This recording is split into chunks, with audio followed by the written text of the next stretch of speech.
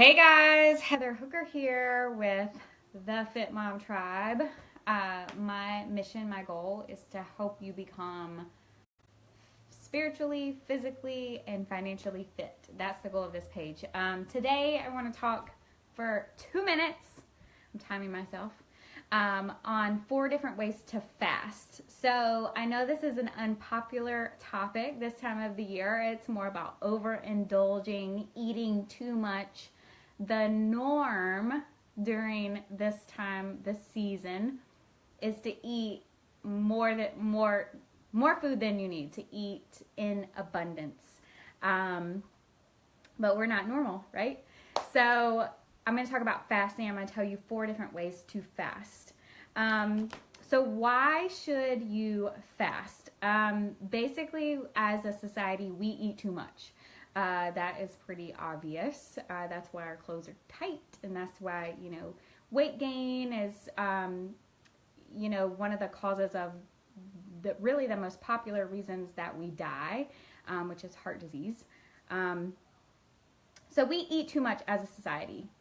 Fasting, it allows you to elevate your blood ketone levels due to a lack of carbs and a reliance on the fat that you already have in your body as fuel. So when you fast, it doesn't have to be like Gandhi fast. You don't have to fast for a month. But when you do cut back on how many calories you are eating a day temporarily, then your body is forced to tap into the fat that is already on your body. So that's why a faster way to fat loss is to fast.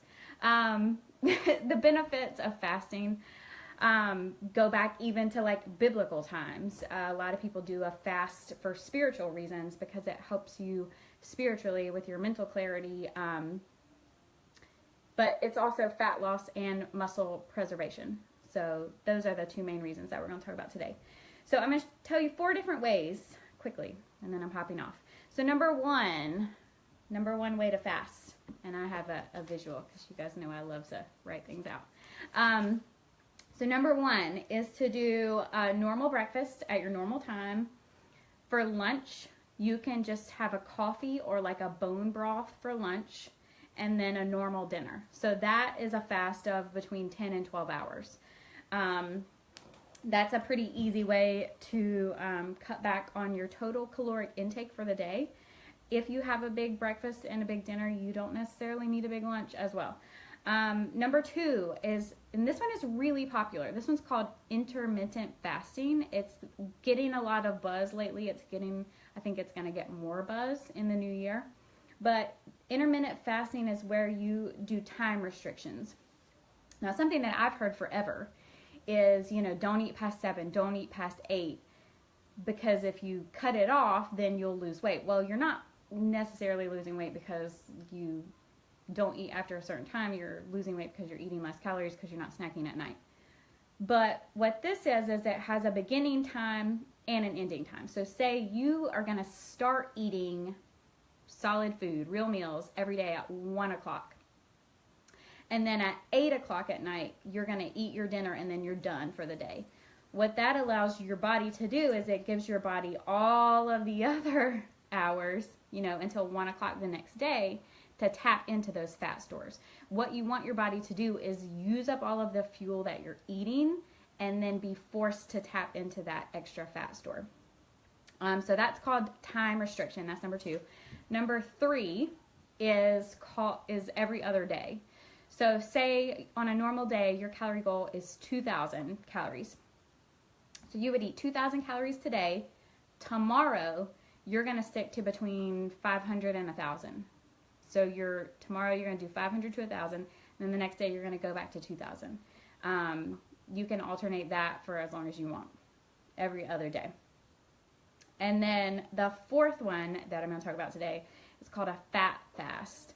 That's where you're going to do like a bulletproof type coffee for breakfast and lunch, and then you're going to eat a normal dinner. If you don't know what a bulletproof coffee is, it is like a fat-fueled coffee. You can make fat coffee with butter. You can make fat coffee with heavy cream. You can make fat coffee with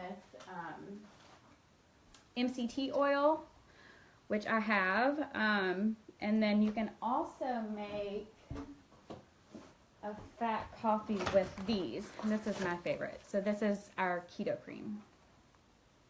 Keto cream. This tastes like a Starbucks vanilla latte, I think. If you don't like coffee, you can do the same thing, but with a hot tea. So you're gonna do a drink for breakfast and lunch, and then a normal dinner. So this is not necessary. You don't have to do this, but you know, switching your meal timing up is a good way to bust through a plateau or tap into some extra trouble areas that you have that you are trying to get to that you can't see the progress that you want to. So I hope that this helps. If you have any questions, post below. I'm going to try to answer as many as I can. This time of year is kind of crazy, but be patient with me, and thanks for tuning in.